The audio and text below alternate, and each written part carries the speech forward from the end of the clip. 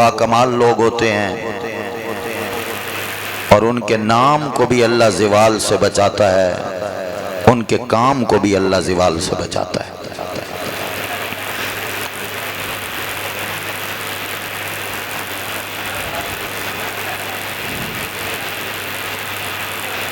مجدد میت حاضرہ حضرت سیدنا پیر مہر علی شاہ، کیونکہ حضور سرکار نے ارشاد فرمایا ان اللہ یبعث لہذہ الامت، فرمایا کہ اس امت کے ہر صدی کے آخر میں اللہ کریم ایک ایسے شخص کو مبعوث فرمائے گا کہ من یجدد لہا دینہا، فرمایا کہ جو دین کی تجدید کرے گا، یعنی وہ مجدد ہوگا۔ ہم تاریخ میں دیکھتے ہیں حضور غوث پاک سرکار مجدد تجدید دین فرمائی، فرق باطلہ کا رد کیا۔ آپ کے زمانے میں معتزلہ، منکرین توحید، منکرین رسالت تھے۔ حضور غوث پاک سرکار نے ان باطل فرقوں کا رد کیا۔ ایک شرط پائی گئی، دوسرا سرکار نے فرمایا کہ وہ ہر صدی کے آخر پہ ہوگا۔ تو جب ہم آپ کی ولادت دیکھتے ہیں، حضور غوث پاک مجدد ہیں اور آپ کی ولادت صدی کے آخر میں یعنی 471 ہجری میں آپ کی ولادت ہے۔ دونوں شرطیں پائی گئیں، علم میں بھی کمال، فرق باطلہ کا رد بھی کیا، یعنی صرف یہ نہیں ہاں جی ہاں جی ہاں جی کہنا عالم کی شان ہوتی ہے، نہیں، غلطیوں کی نشاندہی کرنا بھی یہ علماء کا ہی کام ہوتا ہے۔ اور دوسرے ہم مجدد دیکھتے ہیں، حضور مجدد الف ثانی شیخ احمد سرہندی رحمت اللہ علیہ، آپ نے تجدید دین کی، باطل فرقوں کا رد کیا اور کفر کے سامنے سینہ سپر ہو کر مصطفیٰ کریم کے دین کا دفاع کیا۔ اسلام دشمن قوتیں، اسلامی نظریات کو پامال کرنے والے لوگوں کے سامنے جب تجدید دین کی تو دنیا نے مانا کہ واقعی مصطفیٰ کے مشن کے وارث ایسے ہوتے ہیں۔ مجدد الف ثانی ایک شرط پائی گئی، اور دوسری جب ہم آپ کی ولادت دیکھتے ہیں 971 ہجری یعنی صدی کے آخر پر ولادت ہوگی، علم میں کمال ہوگا اور اسلام دشمن قوتوں کا رد بھی کرے گا اور دین کی تجدید بھی کریں گے۔ دوسری شرط بھی پائی گئی، تو یہ دو مجددین ہم نے دیکھ لیے۔ آئیے مجدد میت حاضرہ، وارث علوم مولا علی، نائب غوث جلی، واقف اسرار جلی و خفی، سیدنا پیر مہر علی، آپ کو ہم جب دیکھتے ہیں تو فرق باطلہ کا رد اس انداز میں کیا کہ جناب اس وقت ختم نبوت پہ اور حضور کی عظمت پہ، سرکار کی رسالت پہ ڈاکے ڈالے جا رہے تھے۔ مرزا غلام احمد قادیانی جیسا بد نصیب اور دریدہ دان شخص حضور کی ختم نبوت پہ شب خون مارنے کے لیے حضور کے غلاموں کے ذہنوں کو منتشر کر رہا تھا، اور اتنا بڑا فتنہ تھا وہ، کیونکہ ہر فتنے میں ایک جاذبیت ہوتی ہے، ایک کھچاؤ سا ہوتا ہے۔ تو تو لوگ اس کی طرف کھینچتے چلے گئے، لیکن اس وقت کا درد مند دل رو رہا تھا، تڑپ رہا تھا، اور اللہ کی بارگاہ میں گویا یہ دعا کر رہے تھے، یا اللہ کوئی ایسا مرد مجاہد بھیج جو مدینے والے کی ختم نبوت کا علم بردار بن جائے، حضور کی ختم نبوت کا پہرے دار بن جائے اور دفاع کرنے والا بن جائے۔ اس وقت مقابلہ صرف نعروں میں نہیں تھا، اس وقت ایک ایسی شخصیت چاہیے تھی کہ جو مجدد بھی ہو، جو محدث بھی ہو، جو مفسر بھی ہو، جو عالم بھی ہو، جو سید بھی ہو، جسے لفظوں کے بھی خیرات ہو اور جسے حضور کے سینہ علم نشرح کے علم کی بھی خیرات عطا ہو۔ کوئی ایسا بندہ چاہیے تھا کہ جس نے کتابیں بھی پڑھی ہوں اور جسے مصطفیٰ اور مرتضیٰ کے علم کا وارث بھی نظر آتا ہو۔ تو اس وقت پھر زمانے نے دیکھا سیدنا پیر مہر علی شاہ میدان عمل میں آئے اور پھر ختم نبوت کے منکروں کو یوں للکارا کہ وہ قادیان کا رہنے والا بدنصیب وہ سوال کرتا گیا۔ ایک سوال اس نے کیا تو جناب والا امام اعلی حضرت قبلہ عالم نے ایک سوال کے کئی جواب بھی عطا فرمائے، اور پھر جواب دے کر کے علی کے لال نے یہ فرمایا کہ یہ سوال کا جواب ہے، یہ ان کی طرف سے تھا۔ اب علی کے لال کی طرف سے 12 سوال آپ نے لکھے ہیں، فرمایا یہ قیامت تک ان پر بھی قرض ہے، ان کی ذریت اور نسل پر بھی قرض ہے۔ آج تک ان 12 سوالوں کا جواب آج تک کوئی نہیں دے سکا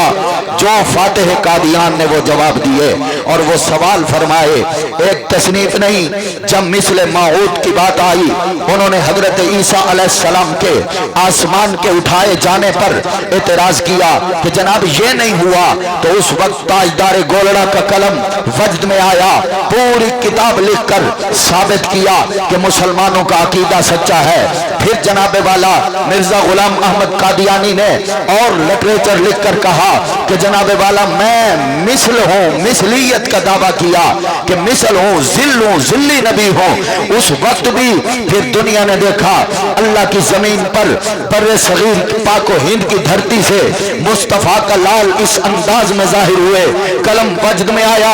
اور حضور اعلیٰ نے کتاب لکھی اور فرمایا مصطفیٰ کا ذل بھی کوئی نہیں ہو سکتا، حضور کی مثل بھی کوئی نہیں ہو سکتا۔ کیوں؟ اگر ذلی طور پہ کوئی نبی ہوتا تو امام حسن حضور کے سر مبارک سے لے کر حضور کے ناف مبارک، پیٹ مبارک تک امام حسن حضور کے مشابہ ہیں، اور نیچے کے والا دھڑ امام حسین سرکار کے مشابہ ہیں۔ اگر کسی کو نبوت ذلی طور پہ ملنی ہوتی تو پھر یہ حسنین کریمین کو ملتی۔ اگر وہ نبی نہیں بن سکے تو کوئی قادیان کا رہنے والا بدنصیب بھی نبی نہیں ہو سکتا۔ اور پھر جب اس نے اور کتاب لکھی اس وقت تاجدار گولڑا کا قلم، میری بات سمجھ آ رہی ہے آپ کو؟ محبت سے بولیے ذرا سبحان اللہ، پیار سے بولیے سبحان اللہ۔ اور یہ وہ علماء ہیں لوگوں کہ جن کے قلم نے بھی مصطفیٰ کی حرمت کی حفاظت کی، جن کی آواز نے بھی مصطفیٰ کے دین کی حفاظت کی۔ اور ایک عالم کو ایسا ہونا چاہیے، ہوا کی طرح، ہوا کے ساتھ جس طرح پتر ادھر ادھر پھیل جاتے ہیں، گر جاتے ہیں، یہ عالم کی شان نہیں ہے۔ اس وقت جارج پنجم نے بلایا تھا حضور قبلہ عالم سیدنا پیر مہر علی شاہ کو اور کہا تھا کہ ہم انگریزی تعلیم اور اسلامی دینی تعلیم کو مخلوط کرنا چاہتے ہیں، اگر آپ جیسا عالم دین ہمارے پاس آ جائے۔ اس وقت اس کے جب وہ قاصد آئے لینے کے لیے گولڑا شریف میں، تو پھر لوگوں نے دیکھا کہ علی کے لال وارث علوم مولا علی، نائب غوث جلی، واقف اسرار جلی و خفی سیدنا پیر مہر علی شاہ، آپ نے فرمایا میاں ہم امیر نہیں ہیں، ہم فقیر لوگ ہیں، فقیروں کا بادشاہوں سے کام نہیں ہے۔ فرمایا میرا ان نال کوئی کام نہیں، اگر ان کا کوئی کام ہے تو وہ آ جائے، دین پہ بات کر لیتے ہیں۔ پھر ان کی طرف سے ان کا بہت کمال کا آدمی ٹیچر تھا، وہ آیا، اس نے جناب والا اپنے اقلیدس کے سوال سامنے رکھے اور سر سید احمد خان نے انہوں نے ان کو کہا تھا کہ یہ جو مدرسے ہیں یہ دقیانوسی کام ہے، اس میں انگریزی تعلیم ہونی چاہیے، یہ ہونا ہونا چاہیے، وہ ہونا چاہیے، مولوی یہ کرتے ہیں وہ کرتے ہیں، یہ آج کی بات نہیں ہے، یہ دشمنان اسلام شروع سے اس طرح کر رہے ہیں۔ کوئی کسی کے ہاتھوں کھلواڑ بن رہا ہے، کوئی کسی بد مذہب کے ہاتھوں یوز ہوتا ہے۔ اس وقت سر سید احمد خان یوز ہوئے اور انہوں نے جب بندہ بھیجا تو پھر دنیا نے دیکھا حسنین کریمین کے علم کا وارث، بولیے سبحان اللہ، مصطفیٰ کی ختم نبوت کا پہرے دار، سبحان اللہ، وارث علوم مولا علی، نائب غوث جلی، واقف اسرار جلی و خفی۔ آپ نے وہ کتابچہ آپ نے لکھا ہوا سامنے کر کے فرمایا اس کو میرے لکھے ہوئے کو حال کر دے، تجھے پتہ چل جائے گا۔ جو آیا تھا سوال کرنے، اس نے کہا کہ جس امت کے ایک عالم کی غیرت کا یہ عالم ہے، اگر اور علماء جمع ہو جائے گے ان کی عزت کا عالم کیا ہوگا؟ میرے بھائیو یاد رکھو، یہ وہ علماء کا طبقہ ہے کہ جنہوں نے ہر دور میں دین اور نظریات کی حفاظت کی ہے، جنہوں نے ہر دور میں حدود اللہ حدود الرسول کی حفاظت کی ہے، اور خوش بخت ہوتے ہیں وہ لوگ جو دین کے کاموں میں موحد ثابت ہوتے ہیں۔ اللہ ہمیں عمل کی توفیق عطا فرمائے۔ پھر دنیا نے وہ وقت دیکھا کہ قادیان کا دجال، اس نے کہا جی تفسیر لکھتے ہیں، اس کو اپنی تحریر پہ بڑا مان تھا، تحریر پہ بڑا مان تھا، کہنے لگا میں لکھاری آدمی ہوں، کہ جناب والا عجیب تھا، لکھاری تھا، چترا تھا، چال ایویں نہیں تھا، کوئی ایویں بندہ نہیں تھا، کوئی عام نہیں تھا، جس نے اپنے پیچھے جھوٹی نبوت کا دعویٰ کر کے اتنے لوگ پیچھے شامل کر لیے تھے، کوئی ایویں ایرا غیرہ نہیں تھا، ذہین آدمی تھا، چالاک آدمی تھا۔ جب فتنہ اٹھتا ہے تو پھر جن کو یوز کیا جاتا ہے ایویں بندے نہیں چنے جاتے، بہرحال وہ ایویں بندہ نہیں تھا، اس نے کہا جی تحریر کرتے ہیں، میں قربان جاؤں علی کے لال کے۔ مناظرہ طے ہوا، آگے جی تحریری مناظرہ کریں گے، فرمایا میں حاضر ہوں۔ اس نے کہا تقریری مناظرہ کریں گے، فرمایا میں حاضر ہوں۔ اس وقت حضرت پیر میر علی شاہ کے ساتھ شرق و غرب سے پورے بر صغیر کے علماء، خواب و جس مکتبہ فکر سے تعلق رکھتے تھے، ذات کو نہیں مانتے تھے توڑے، لیکن علم کو مانتے تھے، ان کے کمال کو مانتے تھے۔ اور بات یہی ہے کہ جب کمال مانا جائے میرے بھائیوں، اس وقت قادیان کے اس دجال نے کہا وہ جی تحریری مناظرہ کرتے ہیں، تو پھر حضور اعلیٰ نے کیا جواب دیا؟ سبحان اللہ، سبحان اللہ۔ اور خدا کی قسم 100 سال ہونے کو ہے، وہ جملہ اس کا لطف کم نہیں ہوا، اس جملے کا لطف کم نہیں ہوا۔ فرمایا اس نے آنکھوں کاغذ قلم تو بھی دور رکھ، اسا ہی کاغذ قلم دور رکھ دیاں تے جس دے حکم تے قلم آپ پہ چل پیا ہو سچا ہوئے گا۔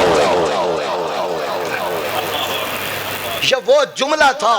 جس جملے نے قادیانیت کی آپ پر خجے اڑا کے رکھ دیے۔ میرے بھائیوں یہ ہمارے بزرگ تھے، یہ وہ اکابرین تھے جنہوں نے دین پہ محنت کی ہے۔ اللہ کریم ہمیں بھی عمل کی توفیق عطا فرمائے۔ میرے بھائیوں حضرت پھر جب آپ جا رہے ہیں عمرے پر تو وادی حمراء میں عشاء کی نماز کی سنت قضا ہو گئی،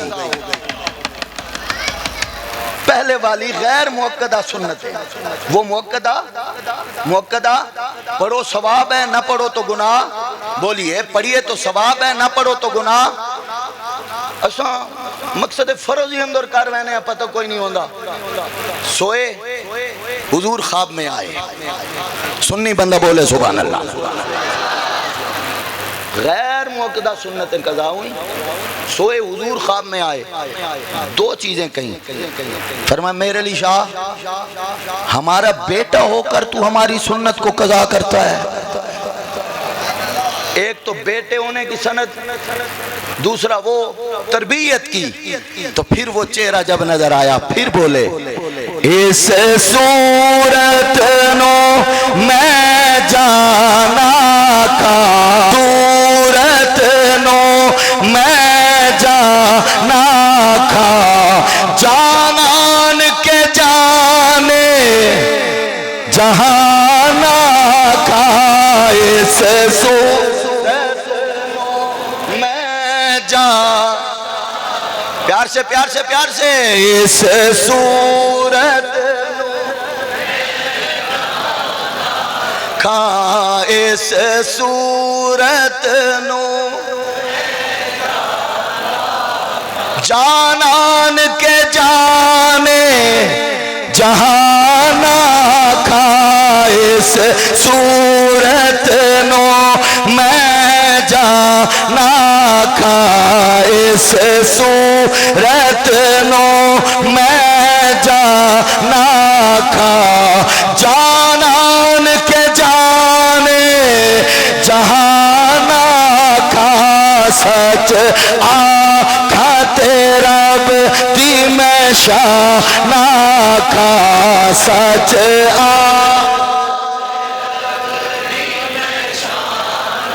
اللہ سلامت رکھے سچ آکھا تیرا دی میں شانا کھا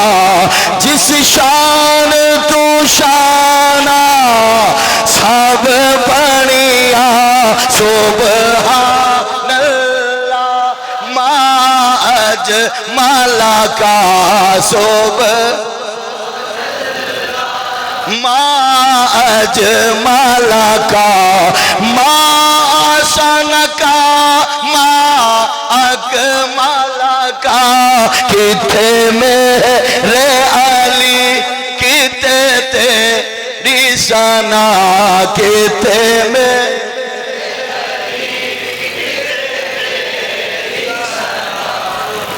اللہ آپ کو سلامت رکھے آپ کی محبت میں شک نہیں ہے عطا فرمائے اللہ ہمارے ملک کو امن کی خیرات عطا فرمائے اور یہ وہ وطن ہے جو اللہ کی زمین پر مدینہ طیبہ کے بعد نظریے کی بنیاد پر حاصل ہونے والا مدینے کے بعد پہلا ملک ہے اگر مدینہ طیبہ عربی کا لفظ ہے یہ اردو کا فارسی کا لفظ ہے پاکستان اگر پاکستان کا عربی میں ترجمہ کریں تو بنتا ہے مدینہ طیبہ اچھا بولو ذرا سبحان اللہ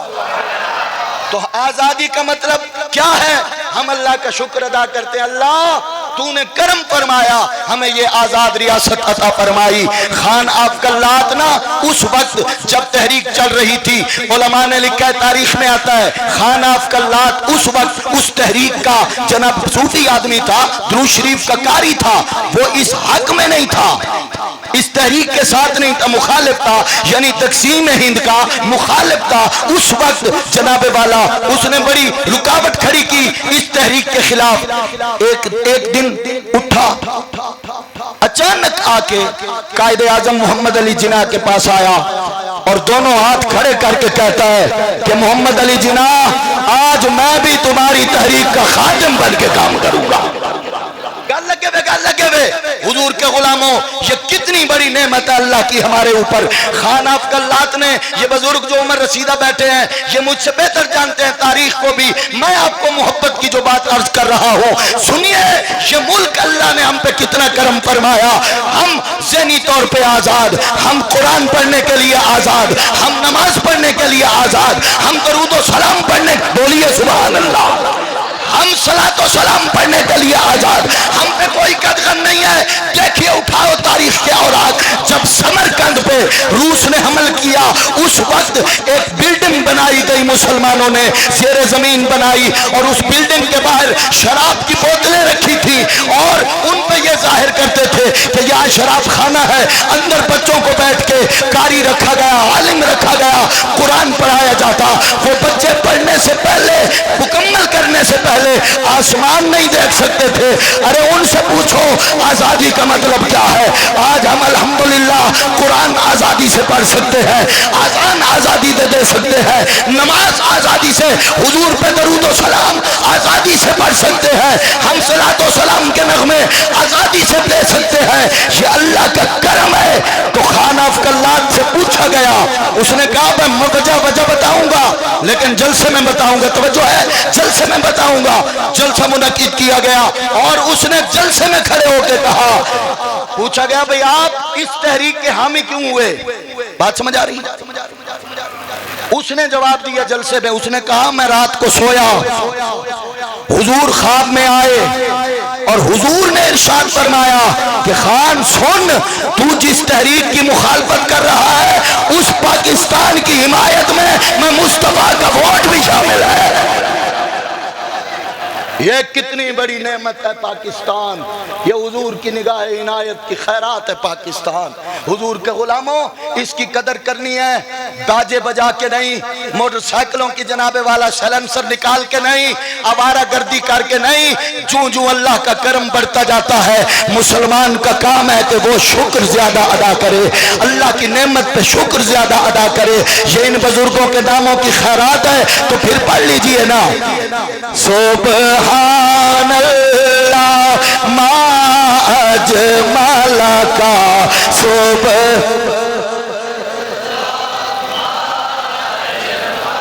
محبت میں شک نہیں ہے، آواز کمزوروں والی ہے۔ سبحان اللہ، ہاں سبحان اللہ ما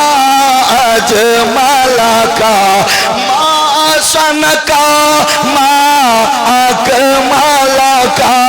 کتے میرے علی کتے تیری ثنا، کتے میری ثنا، گستاخ اکھی کتے جاڑیاں، سبحان